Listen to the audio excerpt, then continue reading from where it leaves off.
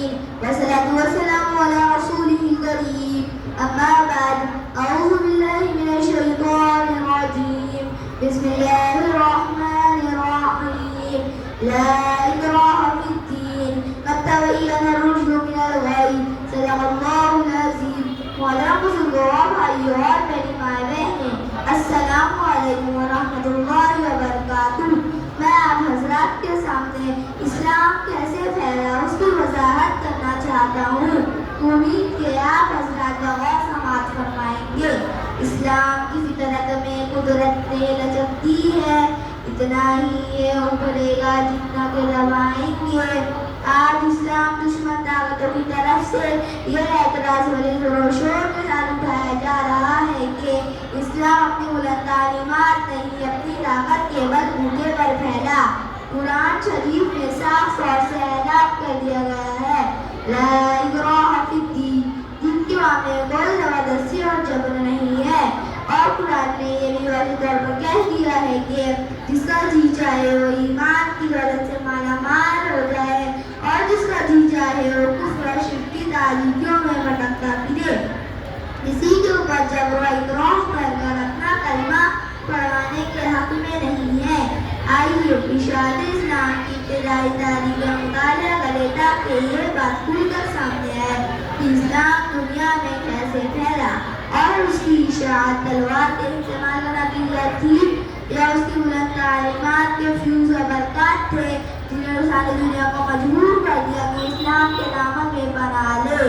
اللہ کے رسول صلی اللہ علیہ وسلم نے لوگوں کو خدا کی طرف بلایا، دین کی دعوت دی، تو ساری دنیا آپ صلی اللہ علیہ وسلم کی دشمن بن گئی۔ آپ کے راستے میں کانٹے بچھا دیے گئے، نماز پڑھتے وقت گردن مبارک پر اونٹ کی اوجی رکھ دی گئی، دوستوں نے منہ پھیر لیا، رشتہ داروں نے ناتا توڑ لیا، اپنے پرائے ہو گئے، گھر والے گیریت برتنے لگے، ہر طرف سے آپ کی آواز کو دبایا گیا، آپ کو دین کی دعوت سے روکا گیا، اسلام کو مٹانے کی کوشش کی گئی۔ جس نے اس پکار پر لبیک کہا اسے مکہ کی گلیوں میں گھسیٹا گیا، اسے مارا پیٹا گیا، سخت گرمی میں عرب کی جلتی ریت پر لٹا کر سینے پر پتھر کی بڑی چٹان رکھی گئی۔ ان ساری کوششوں کے بعد بھی جب وہ اللہ کے رسول صلی اللہ علیہ وسلم کو دین کی دعوت سے باز نہ رکھ سکے اور ان کے ساتھیوں کو شرک کرنے پر مجبور نہ کر سکے تو انہیں گھر سے بے گھر کر دیا، مدینہ جانے پر مجبور کر دیا۔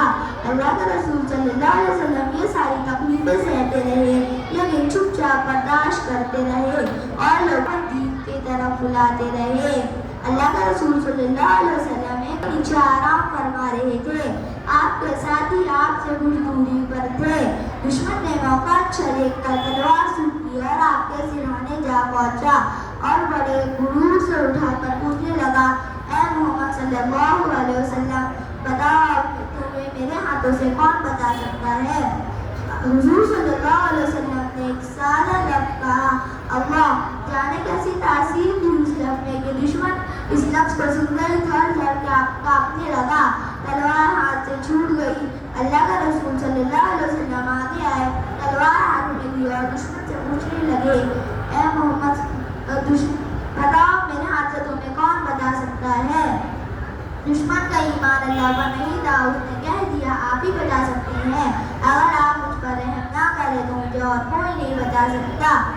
اللہ کے رسول صلی اللہ علیہ وسلم نے جانے دشمن کو ایسے ہی چھوڑ دیا اور اس نے مکہ فتح کے بعد ایمان قبول کر لیا۔